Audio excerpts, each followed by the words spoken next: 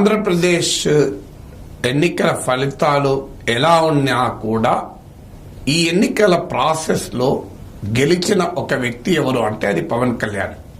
రిజల్ట్తో సంబంధం లేదు. జనసేనకి ఎన్ని సీట్లు వస్తాయి, ఎంతమంది గెలుస్తారు అనే దాంతో సంబంధం లేకుండా రియల్ హీరోగా ఈ ఎలక్టోరల్ ప్రాసెస్లో ఎమర్జ్ అవుతున్నది పవన్ కళ్యాణ్. ఎందుకు ఎమర్జ్ అవుతున్నాడు? మొదటి కారణం ఏంటంటే పవన్ కళ్యాణ్ ఈ ఎన్నికల ఎంటైర్ క్యాంపెయిన్లో సెంట్రల్ ఫిగర్గా ఎమర్జ్ అయ్యాడు. మీరు గమనించండి, వైసీపీ ప్రధాన అటాక్ పవన్ కళ్యాణ్ పైన, ఈ ఎన్నికల ఫైట్ను ఇంత ఇంత ఇంత తీవ్రంగా మార్చినటువంటి ఘనత కూడా పవన్ కళ్యాణ్ దక్కుతుంది. అందువల్ల ప్రత్యర్థుల అటాక్ రీత్యా చూసినా పవన్ కళ్యాణ్ సెంట్రల్ ఫిగర్లో ఉన్నాడు. ఒకటి. రెండవది, నేషనల్ డెమోక్రటిక్ అలయన్స్ ఆంధ్రప్రదేశ్లో ఏర్పడటానికి, టీడీపీ, జనసేన, బీజేపీ కలవటానికి పవన్ కళ్యాణ్ ప్రధాన కారణం. పవన్ కళ్యాణ్ బీజేపీతో కలిసి ఉంటూనే టీడీపీతో పొత్తు పెట్టుకున్నాడు ఎందుకు అని అందరూ ఎద్దేవా చేసినా కూడా తన వైఖరి మార్చుకోకుండా బీజేపీతో ఉంటూనే టీడీపీతో బహిరంగంగానే మద్దతు ప్రకటించి చివరకు బీజేపీ టీడీపీలను కలిపిన ఘనత కూడా పవన్ కళ్యాణ్కే దక్కుతుంది. అందువల్ల ఆంధ్రప్రదేశ్లో ఎన్డీఏ ఏర్పడటానికి సూత్రధారి పవన్ కళ్యాణ్. మూడవది, పవన్ కళ్యాణ్ ఈ నరేటివ్ను కూడా బిల్డ్ చేశాడు. మొదటి నుంచి కూడా వైసీపీ వ్యతిరేక ఓటు చీలకూడదు, వైసీపీని ఓడించటానికి భిన్నాభిప్రాయాలు ఉన్నా, గతంలో విమర్శలు చేసుకున్నా కలవాలి అనేటువంటి ఒక బలమైన పొలిటికల్ నరేటివ్ను పవన్ కళ్యాణ్ సక్సెస్ఫుల్ గా సస్టైన్డ్ క్యాంపెయిన్ ద్వారా బిల్డ్ చేశారు. అందువల్లనే మీరు ఇవాళ టీడీపీ, జనసేన మధ్య ఓట్ ట్రాన్స్ఫర్ ఆంధ్రప్రదేశ్ సమాజంలో ఎవరు ఊహించని రీతిలో కమ్మ, కాపు ఓటర్లను కూడా కలపగలిగాడు. ఆ విషయంలో కూడా పవన్ కళ్యాణ్ సాధించిన విజయంగా చెప్పవచ్చు. అందువల్ల దానికి కారణం ఈ బలమైన పొలిటికల్ నరేటివ్ బిల్డ్ చేయడమే. నాలుగవది, ఈవెన్ టీడీపీ కూడా ఆ స్థాయిలో క్యాంపెయిన్ చేయకముందు బలమైన anti establishment, anti YSR Congress electoral నరేటివ్ను పవన్ కళ్యాణ్ బిల్డ్ చేశాడు. ఆ ఎలక్టోరల్ నరేటివ్ పవన్ కళ్యాణ్ కు ఉపయోగపడిన దానికన్నా తెలుగుదేశానికి ఎక్కువ ఉపయోగపడితే పడవచ్చు కొన్ని సందర్భాల్లో. కానీ ఆ ఎలక్టోరల్ నరేటివ్ను బిల్డ్ చేయడంలో పవన్ కళ్యాణ్ కీలక పాత్ర పోషించాడు.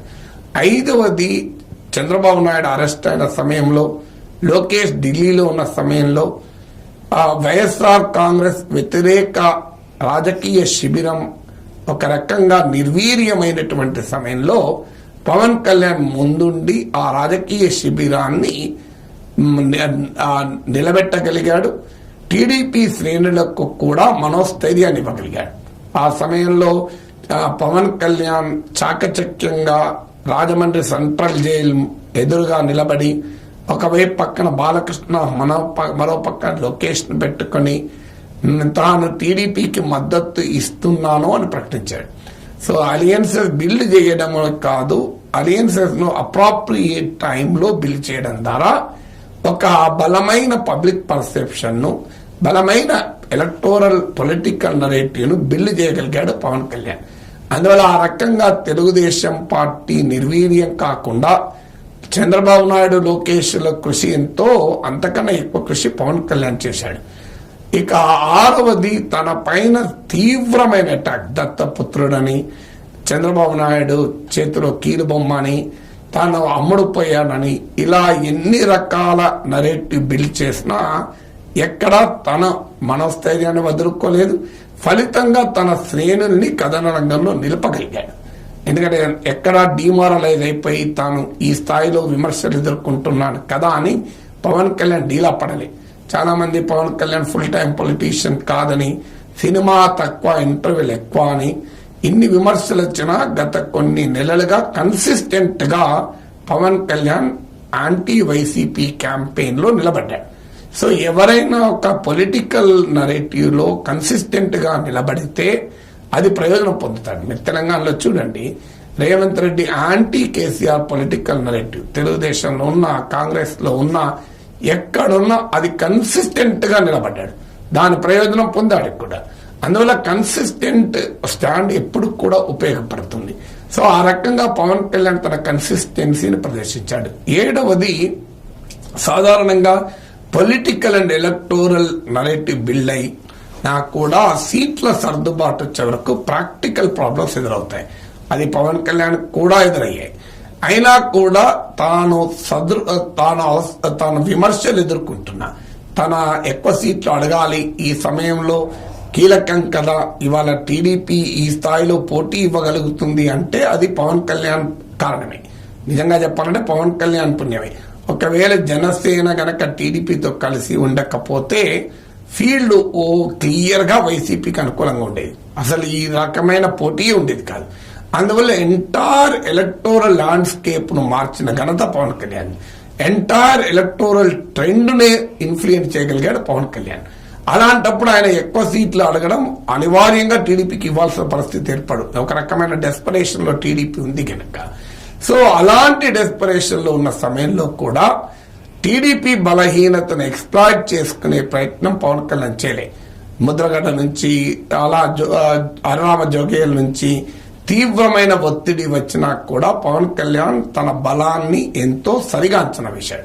అందుకే అనేక సార్లు చెప్పాడు, తనని ఎమ్మెల్యేగానే గెలిపించలేదు, అలాంటప్పుడు ఇప్పుడు ఏదో సీఎం అనే భ్రమ ఎందుకు కల్పించాలి. నిన్న కామన్న కూడా స్టేట్మెంట్ ఇచ్చాడు, మొదలు ఒక రాష్ట్రంలో గుర్తింపు పొందిన పార్టీగా మొదలు ఉండాలి, ఆ తర్వాత అధికారం అన్నాడు. సో ఎక్కడ తన బలాన్ని అతిగా అంచనా వేసి లేదా తెలుగుదేశంలో ఉన్నటువంటి ఒక వల్నరబుల్ సిచ్యువేషన్ తనకు అనుకూలంగా ఎక్స్ప్లాయిట్ చేసుకోవాలని ప్రయత్నం చేయలే.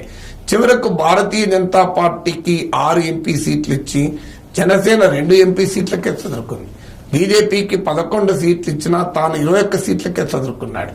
ఇది త్యాగమని టీడీపీ వారు ఇప్పుడు కీర్తించవచ్చు, ఇది అమ్ముడుపోయాడని వైసీపీ వాళ్ళు ఎద్దేవా చేయొచ్చు. కానీ తన డిమాండ్ల వల్ల కూటమి దెబ్బతినకూడదు, తన రాజకీయ లక్ష్యం దెబ్బతినకూడదు అని పవన్ కళ్యాణ్ నిలకడగా నిలబడ్డాడు. ఆ రాజకీయ లక్ష్యాన్ని అందరూ అంగీకరించవచ్చు, అంగీకరించకపోవచ్చు. కానీ ఎప్పుడైనా ఒక రాజకీయ లక్ష్యానికి, తామే నిర్దేశించుకున్న రాజకీయ లక్ష్యానికి కన్సిస్టెంట్ గా నిలబడితే అతి ప్రత్యేకతగా మనం చెప్పుకోవాలి.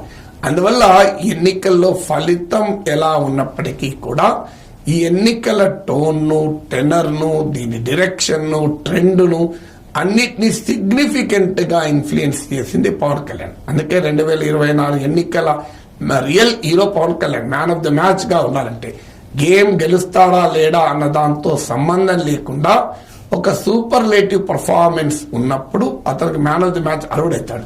అందువల్ల ఈ ఎలక్షన్స్ కు గెలుపు ఓటములతో సంబంధం లేకుండా Pawan Kalyan man of the match, man of the series గెలిచిన వారికి ఇద్దాం, కానీ మ్యాన్ ఆఫ్ ద మ్యాచ్ మాత్రం పవన్ కళ్యాణ్కి ఇవ్వాల్సిందే.